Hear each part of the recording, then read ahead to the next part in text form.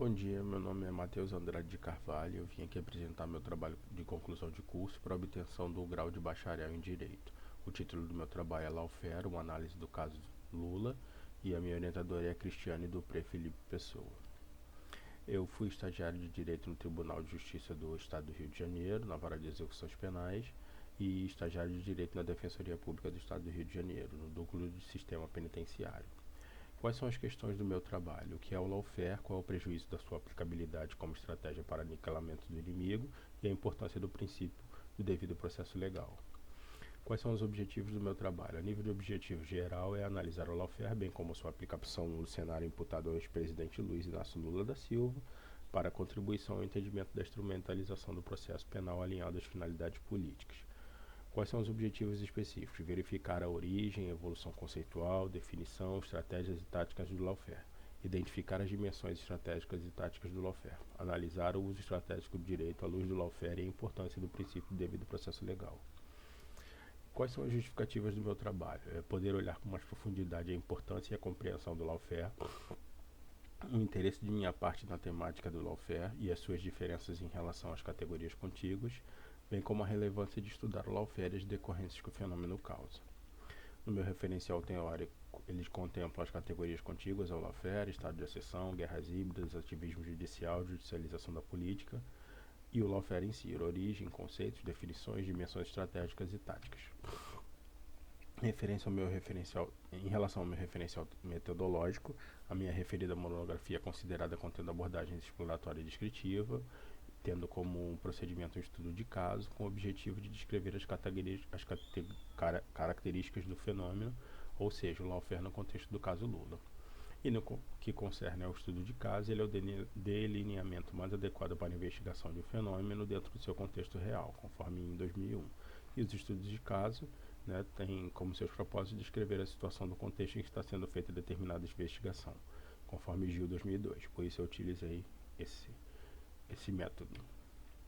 Em relação às categorias contíguas, o que é o estado de exceção? É uma situação de restrição de direitos e concentração de poderes que, durante sua vigência, aproximam um Estado sobre regime democrático de autoritarismo. E aqui um exemplo. O que são as guerras híbridas? Táticas e estratégicas diferentes das habituais de combate, sendo guerras que não utilizam métodos militares ou de guerrilha, mas como foco em minimizar os custos e o seu objetivo é desestabilizar a democracia. Aqui um outro exemplo. Em relação ao ativismo judicial, ele ocorre pelo entendimento criativo de um tribunal na criação de uma nova interpretação do direito, muitas vezes precedente a uma lei como interpretação legal mais ampla, não contemplada na própria lei, ou seja, uma postura proativa do Poder Judiciário interferindo nos demais poderes. E aqui mais um exemplo. E a judicialização da política ocorre a partir das decisões e do protagonismo dos tribunais e juízes no teor político, como, por exemplo, políticas públicas, nas quais o Poder Judiciário interfere em decisões de outros poderes baseando-se em princípios e regras, ou seja, o Judiciário participando do jogo político e social como agentes ou intermediadores. E aqui, por fim, mais um exemplo. E agora, sobre o lawfare, a respeito da sua origem.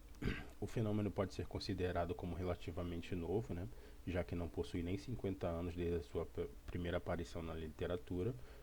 Como podemos verificar, a primeira exposição foi feita por Carlson e Elmas em 1975, no uso da lei de substituição da guerra convencional, ou seja, uma guerra com palavras e não com espadas. E até pela minha falta de tempo também, eu não vou ler todos os autores aqui da origem, mas deixei marcado o que é considerado como responsável pela difusão do lawfare, o Major-General Dunlap Jr., que ele apresentou uma estratégia do uso do direito como ferramenta de aparato militar para fins operacionais. E o lawfare, mas o que é o lawfare de fato? É um evento de guerra que ocorre na esfera jurídica com o abuso das leis e dos sistemas do ordenamento jurídico, no intuito político ou bélico, onde os processos legais, com violações intimidadoras, trazem à seara jurídica um novo adjetivo que é o campo de batalha legal. E cabe ressaltar duas coisas. A primeira é que o lawfare pode ocorrer contra instituições, organizações, indivíduos e até países, possuindo uma forma complexa de ser identificado. E a segunda, que eu inclusive também inseri no meu TCC, conforme um ex-ministro do STF, Celso de Mello, o lawfare ele não se trata de um conceito jurídico, e nem que derivam efeitos jurídicos, como, por exemplo, a invalidação de processos judiciais ou administrativos.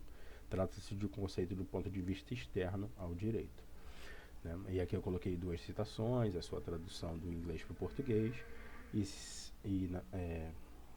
a definição para mim que mais me adequa é essa do Zanin: o uso estratégico do direito para fins de deslegitimar, prejudicar e aniquilar o inimigo.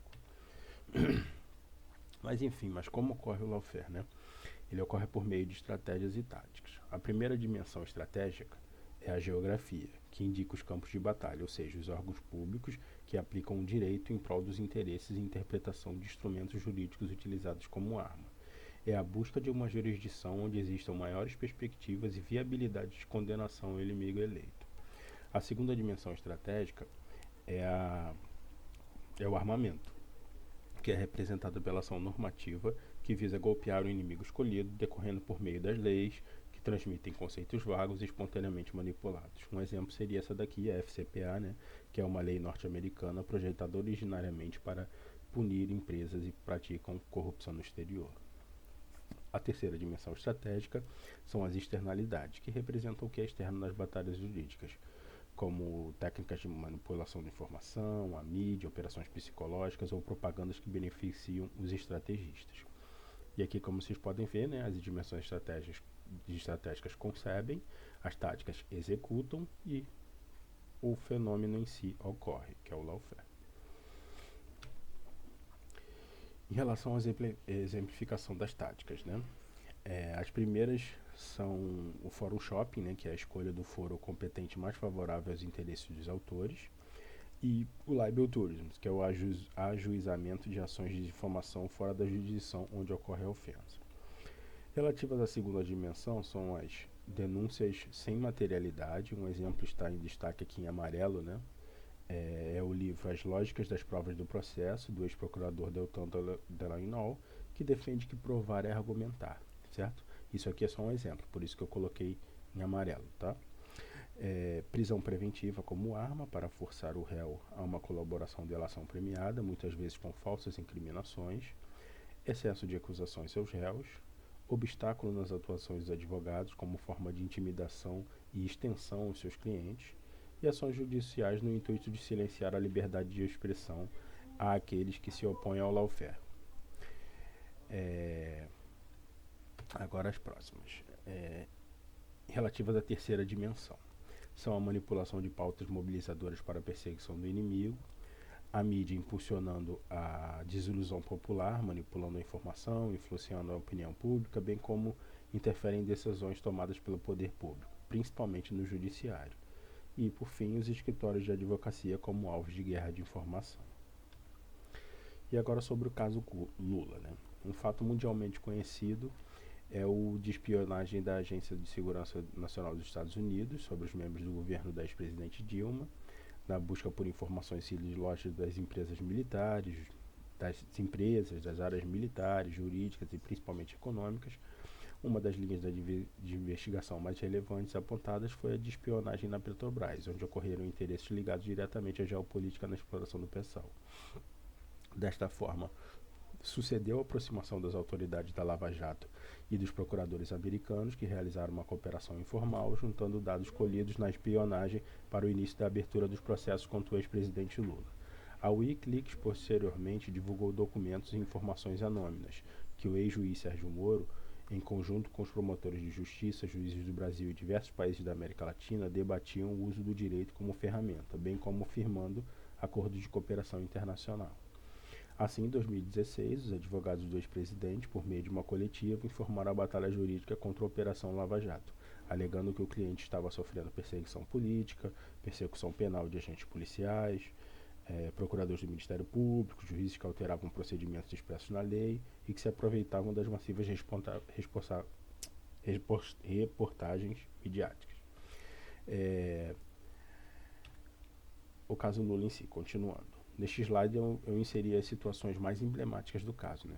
E essa daqui em vermelho, principalmente, né? Porque foi uma prisão midiática ao vivo, né? Desde o aeroporto até ser conduzido coercitivamente à sede da Polícia Federal, e em relação às diferentes competências, né? No caso do Lula. A partir de uma interpretação elástica da lei, os agentes da Força Tarefa da Lava Jato investigaram condutas como, por exemplo, o caso do triplex do Guarujá, já que todas as investigações e atuações foram direcionadas para a condução da Vara Federal de Curitiba, sobre interpretações dos diversos meios de comunicação e monitoramento dos advogados. Inclusive com o próprio ex-juiz Moro, né, descrevendo em um dos seus livros que foi um erro ele ter gampeado os advogados do Lula por fim de 3 dias. Em relação aos meios utilizados para as sentenças e os julgamentos, sem dúvida a mais conhecida é o famoso PowerPoint de 2016, onde ocorreu uma divulgação, né,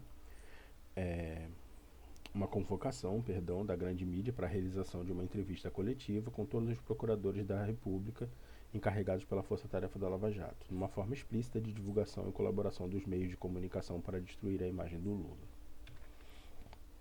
Em relação à análise, eu levantei os seguintes pontos. E aí tentei enxugar também o máximo possível, porque eu não tenho muito tempo para apresentar. A geografia de competência mais favorável no cenário do Fórum Shopping foi a escolha da 13ª Vara Federal de Curitiba, na união das ações criminais relativas à Petrobras, onde os réus que não possuem domicílio no estado tinham denúncias distribuídas ignorando o Instituto da Competência. Era um local onde os processos continuavam sofrendo persecução penal e os réus ingressando nas suas ações como supostamente culpados.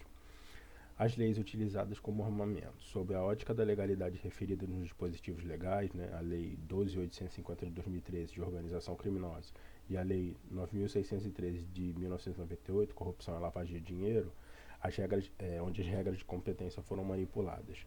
Denúncias apresentadas sem provas pelos procuradores. A condução coercitiva, que é atualmente proibida pelo STF, foi bastante utilizada no intuito de obter delações premiadas, por vezes infundadas. A União, que recentemente também foi condenada a indenizar o advogado Roberto Teixeira pelo grampo em seu escritório, aquilo que eu falei do Moro anteriormente. Por fim, a mídia na guerra das informações, onde o procurador Deltan, num caso emblemático, apresentou o PowerPoint chamando Lula de chefe de organização criminosa, sem provas, mas com suposições. Inclusive, o mesmo procurador fornecia de forma seletiva informações a respeito das investigações para a grande mídia, conforme mensagem via Telegram, né, divulgadas no site da Intercept, e assim destruindo a honra, a imagem e a vida do Lula. Aqui as situações do processo de Lula, né, um demonstrativo de todos os processos imputados a eles. Este excesso de acusação é impressionante, não? E já se dizem por si só 25 processos. E nas minhas considerações finais, o lawfare é um fenômeno pouco estudado que carece de mais pesquisas, bem como estudos a fim de aprofundá-lo no que diz respeito ao dano que ele causa no devido processo legal. Saliento também a dificuldade de realizar essa pesquisa de uma forma não enviesada, pois os fatos e desdobramentos se comprovam por si só. O lawfare ocorreu contra o ex-presidente Lula e o resultado é o que vivemos no Brasil.